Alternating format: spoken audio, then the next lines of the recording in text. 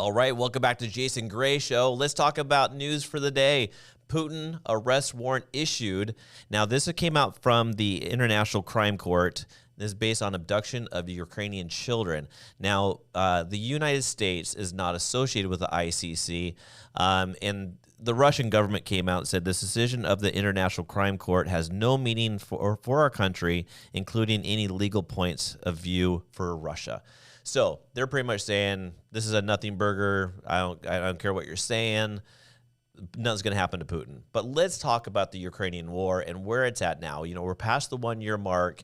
8,200 people have died, and then even an extra 400 children have died on top of that, which is super sad. And you got to think about the Ukrainian people and the displacement of them and their community and what's going on. And I can't imagine being in that position, and I'm sure you can't either. And it's a tough situation.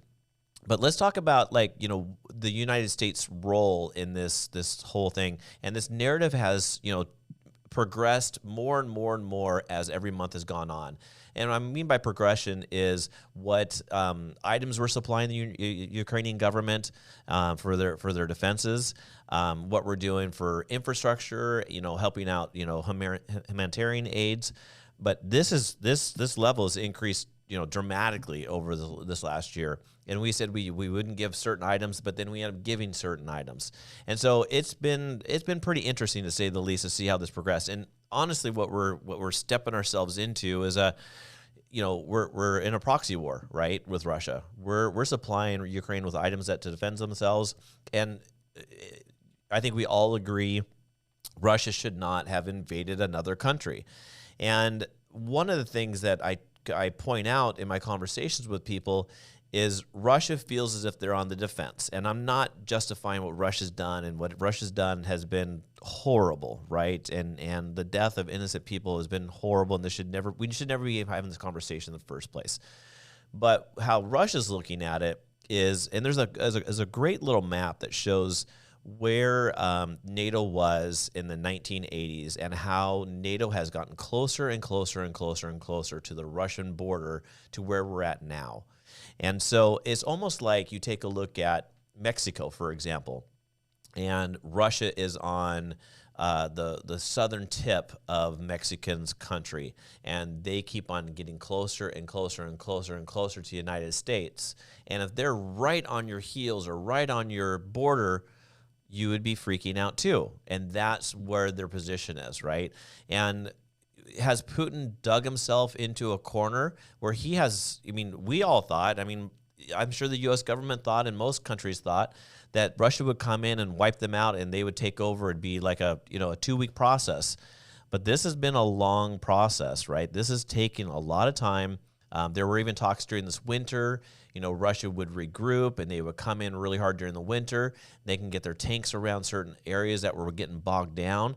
And it's been a big struggle for Russia to win territories and then lose territories. And it's been a big struggle. So how does this end? I don't know how it ends.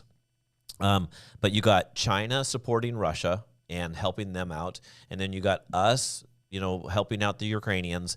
You have European nations helping out, which they should be the number one person giving them money. This is right on their doorstep, right? We're in the United States here. This is not on our doorstep, but this is right on the European doorstep. And I think we've contributed $122 billion as of 2022 to this cause. Now, $122 billion could do a lot here in the United States, but of course, we just spend money. We spend money on so many different countries, on so many different causes. And at some point in time, it's going to bankrupt the United States. We can only do so much for the world.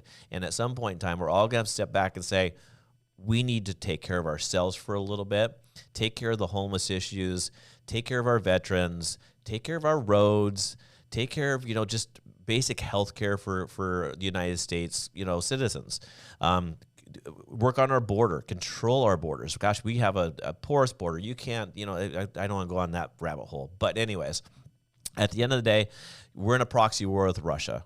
And, you saw the other day where they shot down one of our drones. They didn't shoot down one of our drones. They dumped fuel out of one of their jets, hit our drone, and knocked our drone down. That drone costs us a ridiculous sum of money. I can't remember how much it was. It was millions upon millions of dollars for that one drone.